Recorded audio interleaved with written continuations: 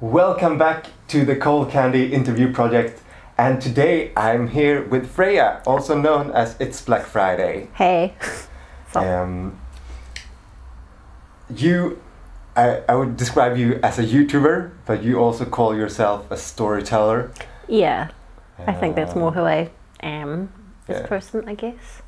But we are going to talk quite a bit about YouTube today, because you have your It's Black Friday YouTube channel, which is probably the most influential subculture gothy channel on the platform right now. I would say I saw that you just passed your 600,000 subscriber level. Yeah, that's nuts. Just recently. I honestly don't know why. And 66 million views. Gosh, really?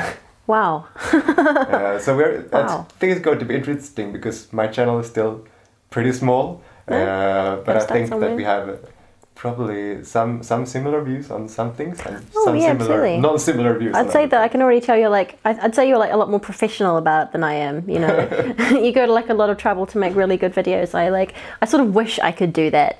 You know, sometime eventually I'll get there. Whatever. But that's the cool thing about YouTube. There are several ways to succeed on the platform. Yeah. It doesn't have to be super advanced or super professional. Yeah, you never know what people are gonna like. Yeah, apparently they like you. I think that you're one of the YouTubers that people like, not the one that people watch because they hate them. Right. No. Yeah. Well, I think it's better to get attention from being, good and doing good things, rather than just getting like some sort of short-term attention for being shit, like for being, for creating drama or something. Yeah. Doing something negative, because that doesn't last, and I don't understand people who do that. It's efficient, but not that good. Yeah, it's not long lasting. You want to feel good about yourself as well. Yeah, I want other people to feel good, mainly. That's nice. So let's get rid of all of the things that I must ask about YouTube first, so we can dig into it later. All right. I saw that you started the channel in 2013. Did I? But I think you really started making videos in 2014. Yeah. I think it was at the end of the year I guess, was it 2004? Yeah, it would have been, because it's been 4 years. But why? Why? Why did I start doing it? Yeah. Well, for stupid reasons, really. Like I just finished film school, so I knew how to make videos. Mm-hmm. Like I had only graduated like the month before or something. And just people were constantly asking me, how do you do your hair? How do you do your makeup? How long does it take to get ready? And I just had the thought that maybe I would make videos of doing those couple of things to kind of refer people to. I'm like, well, you can just go, I think I was talking to you earlier about like when someone's got a whole lot of questions, they'll often ask you, like, here's my pamphlet, here's the FAQ. I was kind of like that. I thought I can just show people that way. Yeah. But my first video got like quite a lot of, well, not a huge amount, but I got quite a lot of attention immediately, and quite quickly people were sort of requesting more things. They're like, can we see your skincare routine? Can we see this? Can we see that? And I just sort of realized that it was like a good creative outlet and a good way to sort of share knowledge, and I don't know, and I never, it's not something I wanted to do. It's like I didn't want to be a YouTuber. I just became one. Yeah. Yeah, that's the thing. I don't know. I think like after a certain amount of spent time at the platform, you gotta start. I mean, you are a YouTuber whether you want it or not. Yeah, it's like that is what I am now. And then about a year later, you made the Eminem Rap video. Oh my God, yes. Which was... that was a tribute. Because I guess, I don't know, I sort of explained it a little bit in that video. But my best friend who committed suicide, like we were in a band together, and he was always like, one day I'm going to like record you rapping, or we're going to write a song where you'll have like a rap in the middle or something. And I'm like, that is never going to happen.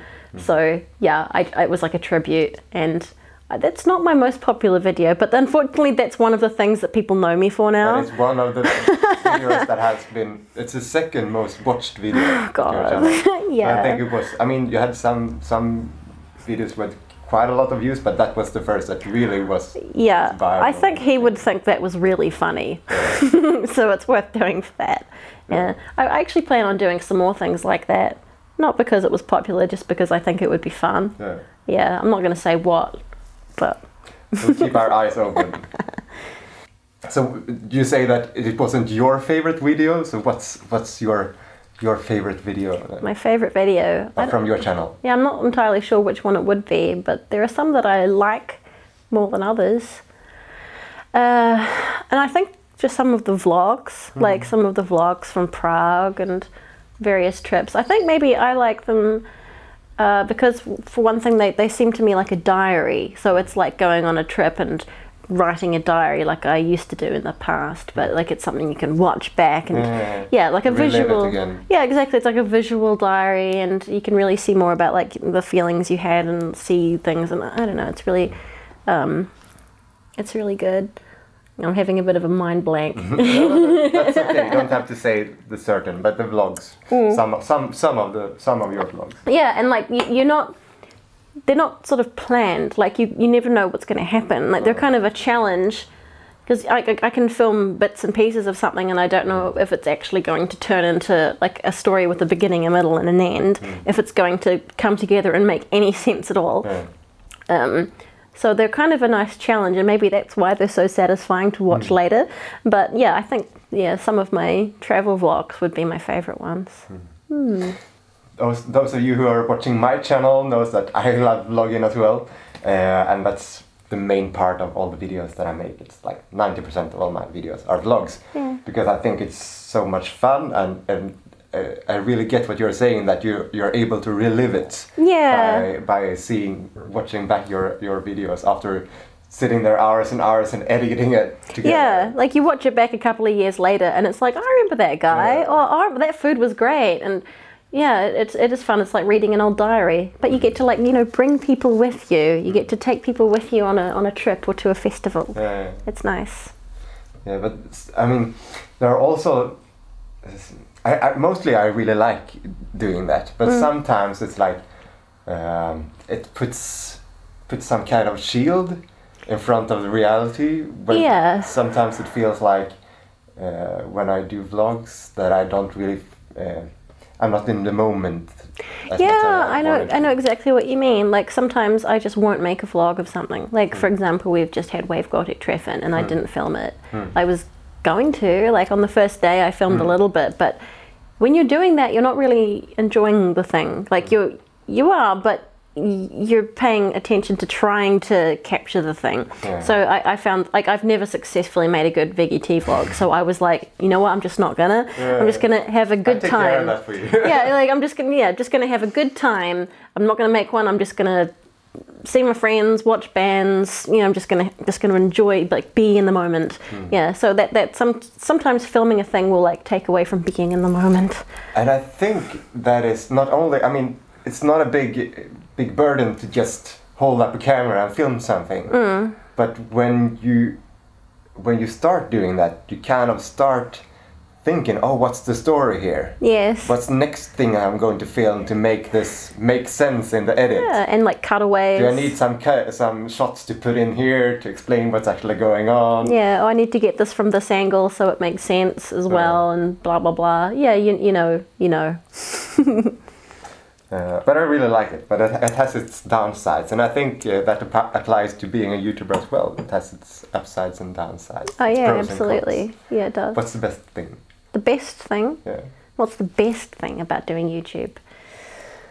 I think it's probably all the experiences and all the people I've got, involved in because of doing it, like as a kind of side effect. Like I've made some of like my best friends like because of doing YouTube, and like getting invited to things, and like I guess it kind of gets more and more, and I've been doing more of that sort of thing like in maybe the last year or whatever, but I just think it opens up so many opportunities for, like I said, to meet people and to have experiences and stuff. I'd say that would have to be the best part of it. And the worst? The worst is sacrificing your privacy. And I've noticed with people, like, I never really wanted my channel to be about like me and my life, but it kind of is in a way as well. Like, people want to know. And if you don't tell people everything, if there are gaps in your narrative, they fill it in with negative stuff. That's just something I think that people do that I've noticed. So yeah, I mean, I know there are like so many like rumors and stories. Like, for example, in Paris, like at the Père Lachaise cemetery, like the story that I told was literally exactly what happened. Like, we walked around 20 minutes. The security people followed us around. They took us into this little room, shouted at us in French, didn't know what was going on, threatened us with the police. And I'm like, what's going on? It was actually really terrible. It was a terrible thing. And like, we had literally done nothing. And, you know, of course, after that, there's all these people saying, I know what really happened in Paris and what they were doing, and it was their behavior. Like, you know, people will come up with mean stories, and it's like, oh my God. Like, I try to ignore that sort of thing, but it's just so unnecessary. And it is really hurtful. But yeah, if you don't sort of tell people everything about your life, like, they'll assume the worst. Yeah, or they'll just assume that you're lying if something doesn't make sense to them. So that's probably the biggest downside. Speculating about. Oh yeah, I won't. Especially if you don't answer something, they're like, oh, why not? Maybe why not? There's something they're keeping from me here. Yeah, so that's the biggest downside, is sacrificing your privacy. And I guess kind of, I mean, it must be terrible for like proper celebrities, you know, when you go out into the world and you can't really go many places without people knowing who you are, which is fine, because I like to meet people in real life, but it can get overwhelming and stressful at times when there are a lot of them. No. Yeah, and I think that's, I mean, even for me, with my small social media following, I kind of sometimes feel that, especially when you go to events like these. Everyone knows who you are. Like, almost, I don't know, maybe I am just arrogant sometimes, but sometimes you just want to hang out with your friends, and there's always somebody complaining after things like that, oh, you didn't take time to talk with me. Yeah, and then they make this like judgment right away. They'll either walk away saying, oh, that person was great, oh my God, like, oh, what a bitch, what an asshole, they totally ignored me. Like, but it's really hard, because they don't see that you have already been talking to 100 people for 3 hours. Yeah, exactly. You haven't stopped talking for hours, and you'd be like, just a few minutes. I just need to get a drink or something. Yeah. So it's like, it's not, you don't want to be rude to people, but yeah, it does get a bit overwhelming sometimes. I totally understand. Yeah. So that was the pros and cons of YouTube, and social media, and the current way of life. So actually, speaking about your YouTube videos, I have one more thing about them here. Okay. And that is, your most popular video is your transformation from goth to normal chick. Yeah, and you have 3 of them. Kind of. Yeah, 3 of them. And all of them are very high up in the right. Why do you think this fascinates people so much? I don't know. I don't know. I guess people like contrast. Or maybe it's because they can tell from the thumbnail that I've done a really bad job. They want to come for a laugh. Because that one I definitely failed with the orange wig. Wow, that was terrible. I looked like a cartoon character or something, or like a really bad cosplayer. Yeah, that's kind of a shame. Well, I thought that wig was going to be like close to my natural hair color, but it was very bright. And I don't know, I just don't know what I'm doing. I would still like to do another one like that, but with a makeup artist. Like to have someone actually do it for me, and to get the clothes for me and stuff, so I can really feel like I'm doing it properly. You probably do a nice collaboration with someone who can do the reverse. Yeah, that'd be great. I mean, thinking about all these videos that have been going around the internet lately about like, doing a transformation to goth with normal person. I mean, the reverse, basically. Then you could probably do it better. Yeah, it would be fun. Do a style swap with somebody who, you know, actually knows how to... How to do it. Yeah, how to do it. Okay, so we don't know why they are so fascinated. No, you never know what people are going to like, and I can only assume because of the contrast. Yeah. People enjoy transformation videos. I think those are some of the most popular ones that I do, and I can see that people really enjoy transformation videos. I guess it's sort of, you see the same thing in reality TV, you know. Like, say, like, you know, Queer Eye or something, like, you know, they start out one way and they turn into this, like, improved version or whatever. So people like to see, like, before and after things, like transformations of people, I guess. Couldn't really explain why, but people like it. Yeah. It's fun. It's fun to do too. Like, I enjoy doing them. Because you look in the mirror and it's like somebody else. Yeah. It's like dressing up. Yeah, exactly. It's good fun. Okay. So something else that that I thought about, and I know that you probably have answered already. But you're from New Zealand. Yeah. From South New Zealand. Initially. And the New Zealand doesn't have a big goth alternative scene It really doesn't. I don't know if you could say that it has one at all. Like, kind of. I reckon there's probably got to be like 30 goths in the entire country or something. We have like, I don't know, I'd say like the scene is mostly comprised of like normal people, or just kind of anyone who's like vaguely alternative kind of bunches together. It's like, oh, you like black? Oh, me too. That's nice though. Yeah, like they don't have to. I know it is nice. So, because like I know, like here, for example, and in other places, like people will really separate into groups if they're into different kinds of music or wear a different style or whatever. Whereas there, it's like everybody who likes different kinds of music will all hang out together because they're the closest thing, I guess. Yeah, so it's really small, but there are no alternative stores. There are no like goth club nights. Kind of like, but they tend to be very, very small. Like maybe once every few months someone will put one on, but they don't tend to be very successful, I don't think. And there's like one or two goth bands in the country, and yeah, it's a bit tragic. That makes it even more fun to see that you ended up this way.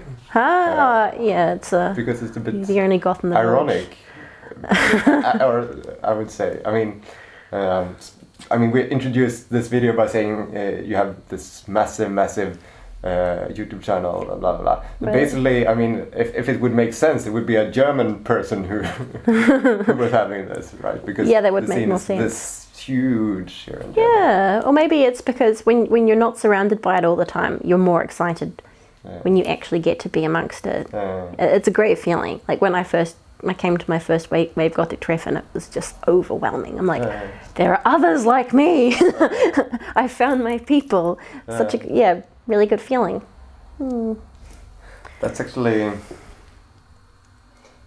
I remember that the first time I met you was at Amphi Festival. Or maybe I saw you at the Gothic Treffen, but at Amphi Festival, I don't know if you remember this, but the last day of Amphi Festival, they wasn't hosting any after party. Yes, of course I remember that. That's when I first met you. Oh shit! Oh, that was hilarious. And so we were asking around, like a couple of friends, like, are you know any after parties? Do you want to go for something? Blah blah blah. So we made a party. And then somebody told us, it was me and Adora, and they told us, oh, go talk to those Australian people. Or if it was New Zealand people. I thought it was Australian people. Because they wanted to go for an after party. Right, and there wasn't anything, so we just made one. And then you were there. Yeah, we partied on the tram, and then we got in trouble. Did we? Yeah, I think you were playing, well, possibly you were playing some music on like a speaker, and we were dancing, and we went to that bar, and that was great. That was great fun. We were planning to go to a karaoke bar. Oh yeah, it was closed. Down. That's right. So we went over the street to another bar that was just closing. Yeah. And we said, we are 25 people here. Oh, well, they'll just stay open for us. Yeah. That's what I love about Germany. That was great. And I got to do the Spotify DJing. Oh, cool. Aw, That's the special only kind memories. of DJing I do on Yeah, Spotify. Spotify. I've never used Spotify. Really? Really? I'm Swedish. That's what we are proud of our invention. Oh, it's where it comes from there. Yeah. I learned something new.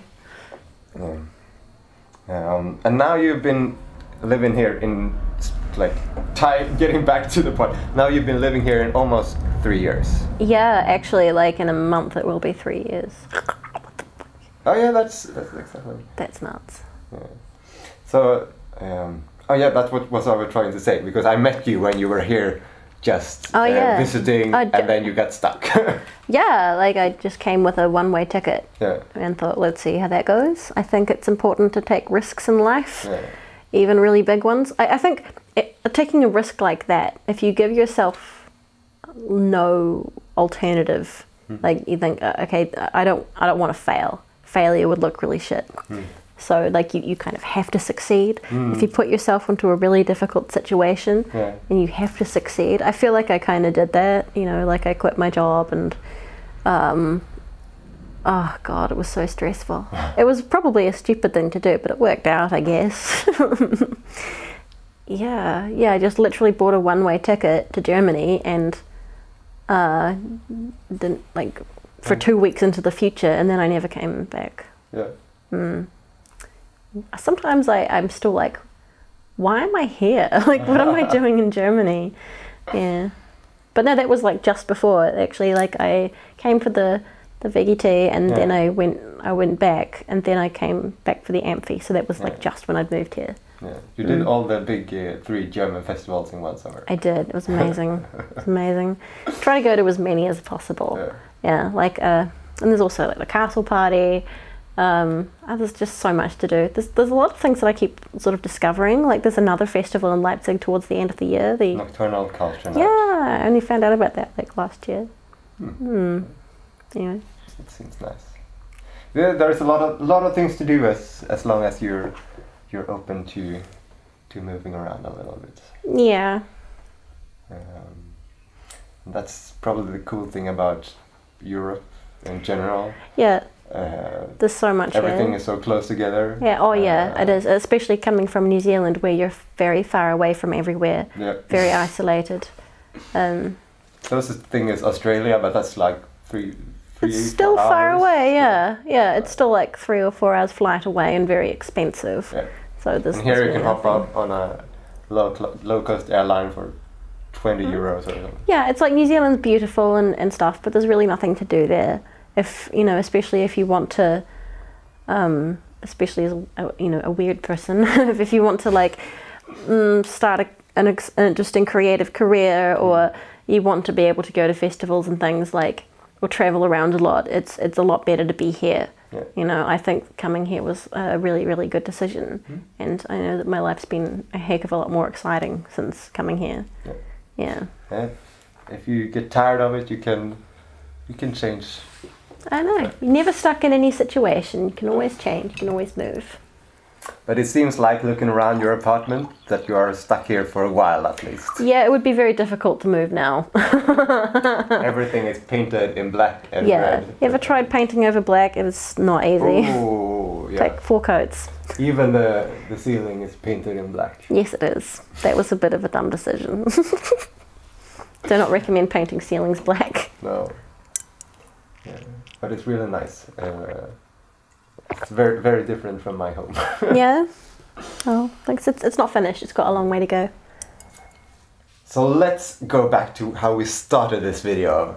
I said that you are not only a YouTuber. Right. You think about yourself also as a storyteller. Yeah. Why? I've sort of always liked that. I mean, if I really think about if I died... If, not when, if I died, what's the one thing that I would regret having not done? And I feel like the only thing I really want to do with my life is to, well, my goal has always been to, publish a book and make a film. And well, I wanted to write a book and have it turned into a film. And I realized that was never going to happen on its own. So that's why I went to film school, so I could learn to make my own stories into movies.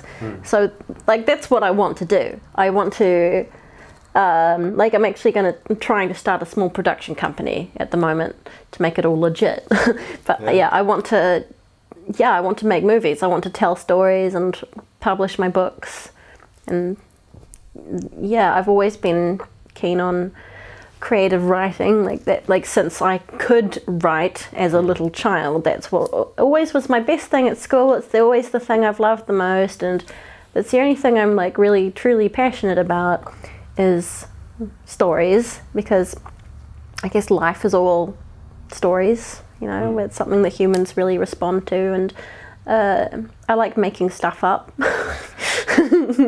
I like to make up people and make up worlds, and I just like to make up stories, and I want to actually share them with people. You know, I want to put them onto not just in books, but yeah, like I think filmmaking is really the ultimate way of telling a story to me. It's very, very real somehow. Yes, yeah, you can make it look and feel and sound exactly how you want it. Yeah, and it can be anything. Moon. Cat jumping around down there. Damn it, Moon. But probably a hard question, but what is it that is appealing about it? What's it? Well, that is a very difficult question. I guess you could ask that about anything. Like, why do you like this thing? Yeah. But is there some part of it that you especially like, or? I think just because it's such a great creative outlet, like, because it can be anything, really. I don't know. I can't draw. I can't. Just in your blood. Yeah, I can't draw. I can't really make music or something. But like, I really have an interest in adapting a written story into a film that you can watch.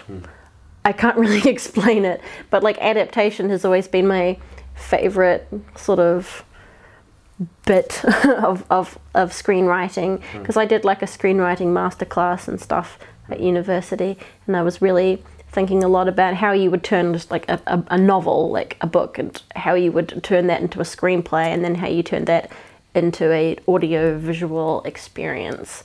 I can't really explain why I like that. It's just a very important part of who I am. I feel like that's something I haven't done yet. Like, I think that's just such an important part of me and everything I care about and I'm passionate about, but I haven't done it yet. You know, I've spent the last 4 years making these YouTube videos, which is fine, but it's not what I want to be doing. And I feel kind of like maybe I've wasted time up until now, so it's really time to actually start working on that stuff. So what you're saying is basically that YouTube has been fun to work with for a couple of years, but you're trying to move towards something else. Yeah. I do think, though, that I think there are many people who would be interested in following this journey. And I'm thinking about Casey Neistat as a vlogger, one of the most influential vlog channels the past few years. And he said that he started his channel not because he wanted to be a YouTuber, but he wanted a way to document and communicate about his company. His company, yeah. The Be Me company that didn't really turn out well, but he basically that's still what he is doing. Yeah, I feel like his popularity just rocketed up, right? Just making these vlogs of his life. Yeah. Even if he wasn't doing anything particularly interesting, he just takes this cinematic approach to a vlog. And so, again, like trying to make just a day in his life have a beginning, middle, and end, like a 3-act kind of scenario, like a tiny little film would. Yeah. And I think, like I said, because people really respond to stories. But like, even though it's just some guy. He's a storyteller. Yeah, he's a storyteller. It's just some guy, and you really want to know like what he's up to. For some reason, it's like, oh, you got to know what happens next. Yeah, I think he's just really mastered the turning a vlog into like a reality story. People really respond to that. So yeah, I do. But I hope that we'll see a little bit of the process towards storytelling. Yeah, he's a big channel as well. He really inspires me, actually, you know, to make like better vlogs. And he does actually. I think he calls himself like a filmmaker, and he's actually done. Has he done films? So I don't know. I know he was going to like work on something. But he's done commercial films at least, and had TV series. Yeah, gosh. I don't know if he's done feature films. I don't think so. I don't really know, but yeah, I would like to start. What I do want to do is obviously start with short films, because that's where everybody starts. But also music videos. Like I'm gonna try and do some music videos over the next year, hopefully. Just because because they're not really storytelling, but they are like art. Like they can be anything, as you know, because like you make music, right? And they're just fun. They can be. They don't have to make sense. It can just be some crazy imagination stuff, whatever. So I want to do some of that, but really, I just want to make movies. And I know it could take years, but hopefully it'll be worth it. And like I said, if I don't do that, do those things before I die, I feel like I will have wasted my life. That's what you want to leave behind. Yeah, exactly. I want to leave some cool, spooky stories with the world. Oh, that's something that I should ask. You said that story writing, etc. are a big part of your life. But what's your main? I mean, if you want to read a story or watch a movie or something like that, what's your favorite genre? My favorite genre would probably maybe surprise people. Like, I don't like horror films. I really don't. I'm not really into scary movies, some of them, but mostly I like period dramas. Like, I will watch anything if it's set in the past. Like, specifically, like the 19th century and back. You know, like I love 18th century things, and like even stuff that's not spooky, just old stuff. I love period dramas a lot, and I like comedies. I like black comedies and sort of like British comedies and TV shows and stuff. Like I love Blackadder, for example, and Black Books. You laugh, but you know that you shouldn't be laughing. Well, I love black comedies. So I'd kind of like. I don't know if I really can make that sort of thing myself, but every idea I've ever had for a story, like they're all period pieces. Which is one of the reasons it's so difficult to make them, because they're so much more expensive and there's so much more work involved than doing something contemporary, which is easier. Yeah, that's my favorite. I like specifically, you know, if there was like a black comedy period piece, I'd be all over that. Maybe that's your genre then. That's my thing. that's what. I don't know, stuff that's like. Anything about like old medical stuff as well. Oh, and I love murder mysteries. And it also has to be like period as well. Like modern murder mysteries, don't care. But like Sherlock Holmes, I'm all over it.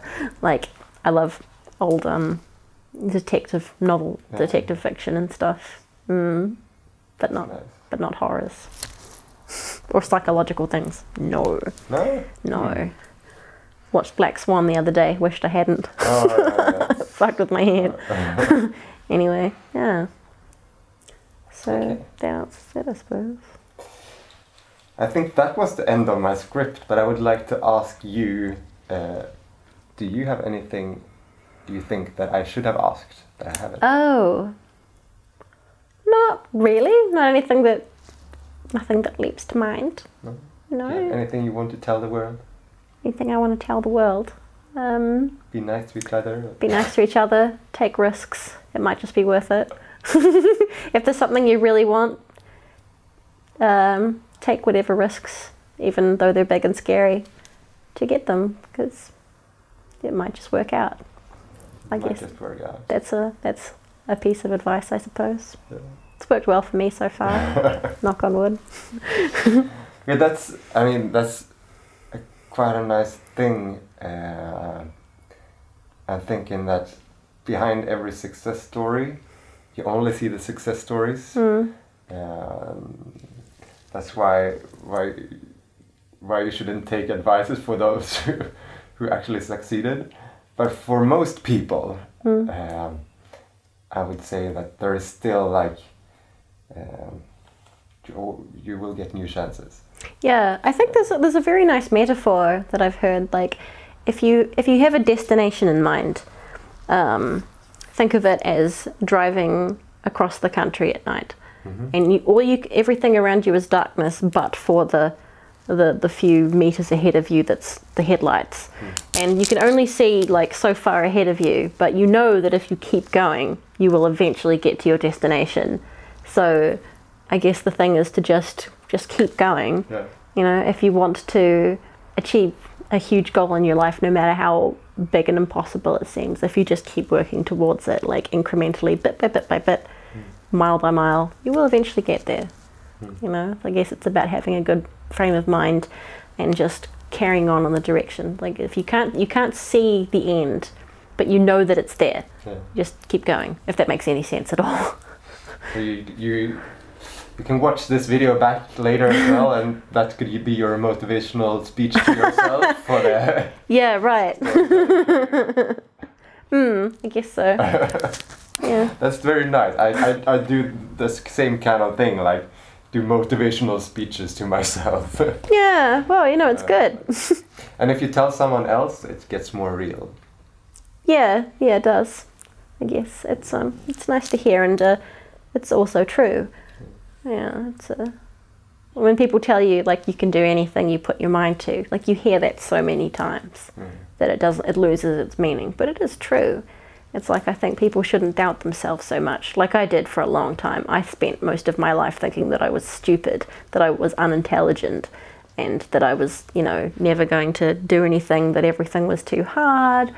But like, the more you test yourself, the more you realize you're capable of. Like, you really can do anything you put your mind to, even if it seems like, you know, big and impossible, like something you would never actually manage. But, you know, if someone else can do something, we're all people. Like, if a person can do something, like I'm a person, I could also do that thing. Like, if I wanted, I could, you know, thought, well, what if I wanted to become a surgeon? I could just quit what I'm doing and go to university and like completely start a whole new thing, like just start a process of, you know, eventually I would get there. If that makes any fucking sense at all. God, I don't know. You can do anything you want with your life. You can do anything you want. Yeah, just keep going and be happy while you do it. Pro tip. I'm bad at talking. I have a lot of like ideas, but I'm not very good at articulating them a lot of the time. It's totally okay. I think they got the point. Good-o. And with that, I would say that we are going to round up this interview. Okay. This has been part of my little Coalcandy YouTube interview series. And if you think this was interesting, you should know that there's a shorter version of this interview available as well. And that there are several others. There'll be a playlist around here somewhere with interesting people, interviews with other interesting people. Cool. And with that, I would say thank you so much for watching, and I hope to see you around soon. Bye. Bye.